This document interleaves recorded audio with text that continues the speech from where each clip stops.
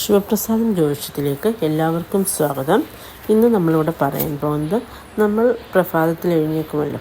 അപ്പോൾ ആ സമയത്ത് നമ്മൾ ചില കാര്യങ്ങൾ ശ്രദ്ധിച്ചാൽ നമ്മുടെ ജീവിതം ഉറപ്പായിട്ടും രക്ഷപ്പെടും, ഉറപ്പാണ്. അതായത് അത്തരത്തിൽ ഉള്ള കുറച്ച് കാര്യങ്ങളാണ് ഇന്നത്തെ വീഡിയോയിൽ ഉൾപ്പെടുത്തിയിരിക്കുന്നത്. അതായത് നമ്മൾ രാവിലെ പ്രഭാതത്തിൽ എഴുന്നേറ്റാലുടൻ തന്നെ നമ്മുടെ ഉള്ളം കയ്യിൽ നോക്കുക.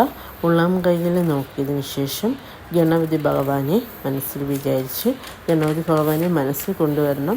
അപ്പോൾ ഭഗവാനെ മനസ്സിൽ കൊണ്ടുവന്നതിന് ശേഷം നമ്മുടെ കൈവെള്ളയിൽ ഭഗവാന്റെ രൂപം ഉണ്ട് എന്ന് സങ്കല്പിച്ചുകൊണ്ട് ഓം ഗം ഗണേശായ നമ എന്ന മന്ത്രം ഒരു 12 തവണ ജപിക്കാൻ നിങ്ങൾ ശ്രദ്ധിക്കുക. ഓം ഗം ഗണേശായ നമ എന്ന് ജപിക്കുക. അതിനുശേഷം നമ്മൾ അമ്മേ നാരായണ, ദേവി നാരായണ, ലക്ഷ്മി നാരായണ, ശ്രീഭദ്രേ നാരായണ എന്ന മന്ത്രവും നമ്മൾ ജപിക്കുക. അതായത് ദേവിയെയും അവിടെ നമ്മുടെ മനസ്സിലും ഒപ്പം തന്നെ നമ്മുടെ കൈവെള്ളയിലും ദർശിക്കാൻ നിങ്ങൾ ശ്രദ്ധിക്കുക.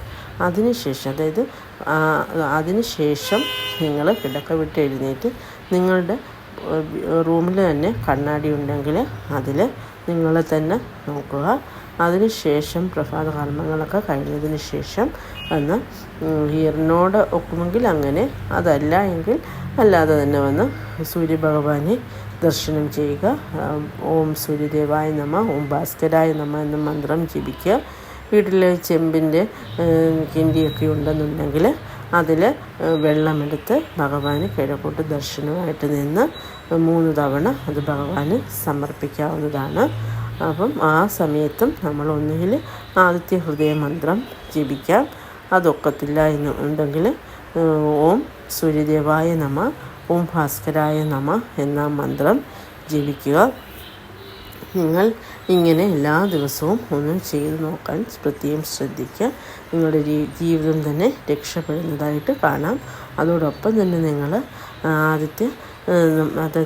ആദിത്യ ഹൃദയ മന്ത്രം അത് ഞാൻ കഴിഞ്ഞ വീഡിയോസിൽ ഇട്ടിട്ടുണ്ട്. അത് നിങ്ങൾക്ക് എടുത്ത് കേൾക്കാവുന്നതാണ്.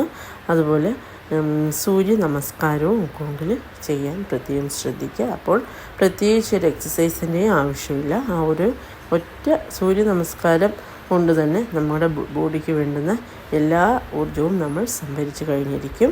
അതുപോലെ ഇതുപോലെ എല്ലാ കാര്യങ്ങളും ശ്രദ്ധിക്കുക.